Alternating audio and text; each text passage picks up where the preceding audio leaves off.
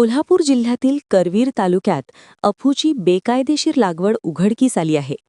बाचणी गावातील शेतातून पोलिसांनी तब्बल 780 अफूची रोपे जप्त केली असून या प्रकरणी एका व्यक्तीला अटक करण्यात आली आहे.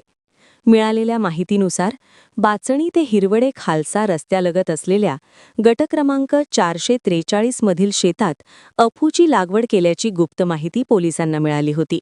त्यानंतर महसूल आणि कृषी विभागाच्या अधिकाऱ्यांच्या उपस्थितीत करवीर पोलिसांनी छापा टाकत कारवाई केली. या कारवाईत सुमारे 1,18,000 रुपये किमतीची 780 अफूची ओली रोपे जप्त करण्यात आली.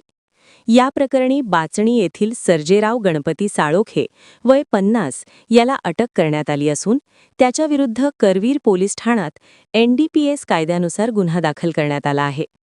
ही कारवाई पोलीस अधीक्षक योगेश कुमार गुप्ता, अप्पर पोलीस अधीक्षक डॉक्टर धीरज कुमार आणि उपविभागीय पोलीस अधिकारी सुजित कुमार क्षीरसागर यांच्या मार्गदर्शनाखाली करण्यात आली.